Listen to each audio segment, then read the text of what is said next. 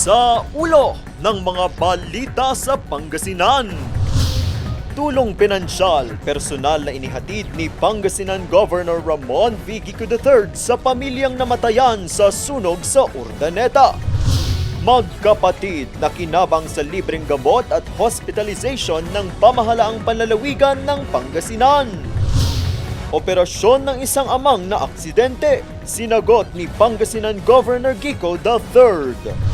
At Governor Gico III dumalo at nakisaya sa semifinals ng mas pinalakas na Intertown Basketball Tournament.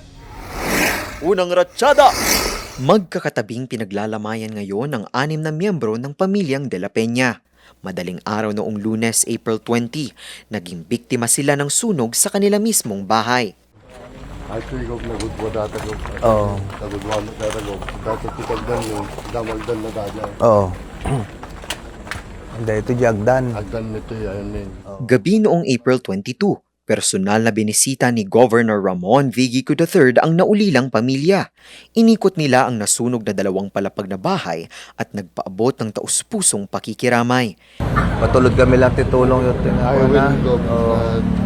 Salamat ko. Baka mukan nga isettle lagi ito dito mga patuyan niya. Tapos may grocery din, may per family. I will. Kung sila may tulong men ha, awang maramidan tayo. Oo. Nagpaabot din siya ng pinansyal na tulong. Awang problema yun to yan. No, dapat problema. Isong, sikaw na lang isong. Sige, isa rin to. Sige, thank you so much. Condolence ha, condolence. Panalangin niya raw na maging matatag ang loob ng naulilang pamilya at makahanap ng pag-asa para makayanan ng sakit at pangungulila. Hindi lamang isa, kundi 3 sa mga anak ni Nympha na mula sa Lawak, Pangasinan ang na-confine ngayon sa Pozorubio Community Hospital. Yung bunso ko po, nagsuka siya ng halos 4 na beses, tapos nagtae. Kaya isipan ko pong itakbo dito sa ospital. Bagamat mahirap para sa kanila na makita ang sitwasyon ng mga anak, dagdag pa ang posibleng gastos sa ospital, handang magsakripisyo si Nympha para sa kanilang ikabubuti. Wala nang isip-isip, ma'am. Basta gumaling lang po yung mga anak. Ang pera, ma'am, mahahanap kaysa yung buhay ng mga bata. Kaya't laking ginhawa para sa kanilang pamilya na libre na ang lahat ng gamot at maging hospitalization ng kanyang 3 anak. Ito'y dahil na rin sa programang pangkalusugan na isinulong at patuloy na isinusulong ni Pangasinan Governor Ramon V. Gico III. Hospitalization naman po, so ibig sabihin, pagpasok ng pasyente, i-assess po ng ating social worker po yon. Everyday po na umiikot ang ating social worker para alamin kung may PhilHealth po sila or kung wala, at least nare-record po yon. And pag wala po sila, kasi ini-enroll po sa PhilHealth, no? Kung wala naman po or hindi na naman i-provide yung mga requirements din ng PhilHealth, like mga birth certificate, may mga ganun po kasi na hindi nila ma-provide po yung pinapasok po natin siya sa MAEP. Kaya uuwi sila kahit wala po silang PhilHealth, wala po silang babayaran. Nagpapasalamat po ako ng marami kay Governor Gico. Dahil sa programa niyang ito, na forward niya yung 3 kong anak. Gov, maraming salamat po. Yung mga apo ko na tulungan niyo po sila, parang malaking tulong na sa amin. Palagi kayo nandyan na nakasuporta sa aming mga mahihirap.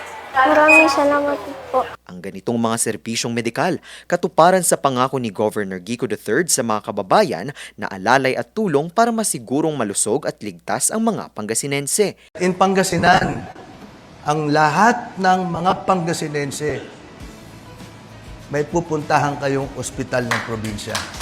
Kung may sakit kayo, wala kayong babayaran.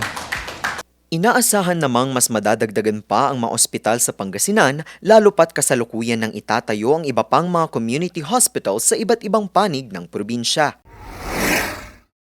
Sa kinikita sa paggawa ng mga obra, natustusan ng 37 taong gulang na si Emerson Castillo mula sa Binalonan, Pangasinan ang pangangailangan ng kanyang pamilya. Pero sa isang iglap, si Emerson nagtamo ng malalang sugat matapos masangkot sa isang aksidente.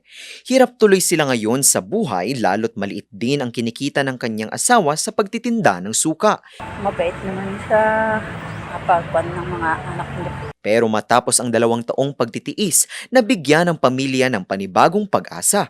Ito'y matapos makarating kay Pangasinan Governor Ramon V. Gico III ang kwento ni Emerson. Dito, sinagot na ng pamahalaang panlalawigan ang gamutan at operasyong kinakailangan ni Emerson para sa kanyang tuluyang paggaling. At noong April 22, matagumpay na naoperahan si Emerson. Tinanggal na ang mga bakal na dati ay kanyang kinakailangan para makalakad. Maraming salamat po, Go, na kami po yung tinulungan niyo. Ang dating buhay ni Emerson na nabalot ng dilim at lungkot, ngayon ay nabigyan ng liwanag at pag-asa para manumbalik ang kanyang sigla. Ang kwento ni Emerson ay patunay na sa likod ng bawat kwento ng pagsubok may sumisibol na bagong simula. Sa mga may nais tumulong at bumili ng likhang obra ni Emerson, maaaring makipag-ugnayan sa numero sa inyong screen. Bukod sa edukasyon, suportado rin ni Pangasinan Governor Ramon V. Gico III ang sports para sa mga kabataan. Dahilan para ilunsad ang Intertown Basketball Tournament sa probinsya. Dito, nagpapasiklaban ng galing sa court ang mga manlalarong pambato ng iba't ibang mga bayan. Sa ngayon ay ginaganap na ang Best of 5 Series Finals game ng naturang palaro. Masaya namang dumalo at nanood ang gobernador. Dito'y nasaksihan niya ang angking galing ng mga kabataang Pangasinense sa naturang sports. Sa iba't ibang mga programa at mga itatayong pasilidad sa probinsya, kanyang nakikita na mas mauhubog pa ang talento at galing ng mga ito na tiyak kayang-kayang makipagsabayan sa mga players ng National Basketball Games.